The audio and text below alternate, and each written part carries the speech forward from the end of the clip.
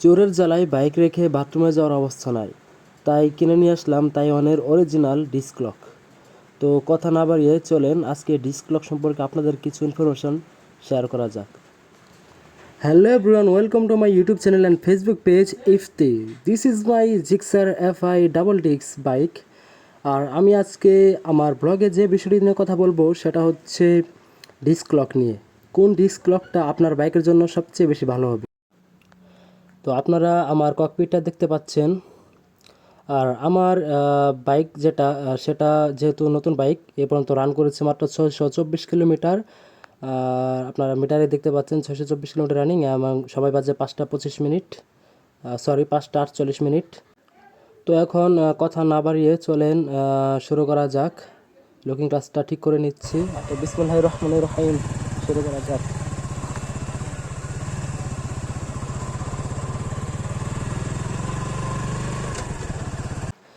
আসলে ডিস্ক লকটা হচ্ছে খুব ইম্পর্টেন্ট সবার বাইকের জন্য, কারণ কোথাও গেলে বাইকটা যদি রেখে আমরা কোথাও যাই তো বারবার এসে দেখতে হয় যে আসলে বাইকটা আছে নাকি গেছে।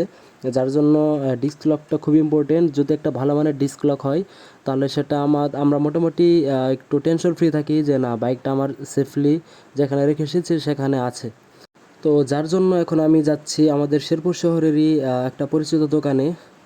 সেখানে মোটামুটি কম প্রাইসের ভিতরে বাইকের সকল প্রকার অ্যাক্সেসরিজগুলো পাওয়া যায়। আমি ইউজুয়ালি সেখান থেকেই বাইকের সব অ্যাক্সেসরিজ কিনে থাকি। তো এখন আমার বাইকের ডিস্ক লকটা কেনা শেষ। যেখান থেকে ডিস্ক লকটা কিনেছি আমি কিনেছি 1280 টাকা দিয়ে। কিন্তু অনেক জায়গায় এই ডিস্ক লকটি 1500 থেকে 1600 টাকা অথবা 1400 টাকার মতো নেয়, বাট আমার কাছ থেকে তারা 1280 টাকা রেখেছে। আর আমি যে ডিস্ক লকটা নিয়েছি সেটা হচ্ছে মেড ইন তাইওয়ানের ডিস্ক লক, আর এটা হচ্ছে এসিড প্রুফ, আর এটার ওয়েট হচ্ছে মোটামুটি 708 গ্রাম।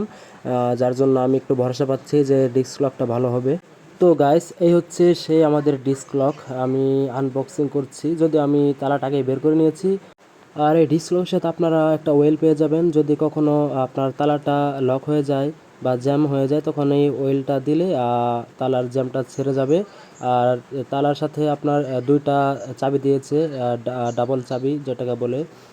এটা খুব শক্ত একটা চাবি, যেটাকে সহজে নকল করা যায় না। এই যে একটা চাবি আমার তালার ভিতরে লাগিয়ে রেখেছি, আর একটা বাইরে আপনারা দেখতে পাচ্ছেন। আর ডিস্কটা হচ্ছে খুবই হেভি এবং খুবই মজবুত। এটা হচ্ছে অ্যাসিড প্রুফ। আর আপনারা বক্সটা দেখতে পাচ্ছেন তাইওয়ানের ভাষায় অনেক কিছু লেখা, এবং এটা হচ্ছে 5 সার্টিফাইড একটা লক আপনারা দেখতে পাচ্ছেন। আর হচ্ছে উপরে হচ্ছে মেড ইন তাইওয়ান লেখা, এবং বিভিন্ন ধরনের নির্দেশনা দেওয়া আছে এখানে। তো গাইস, আমার আজকের ব্লগ এই পর্যন্তই। সবাই ভালো থাকবেন, টাটা, বাই বাই।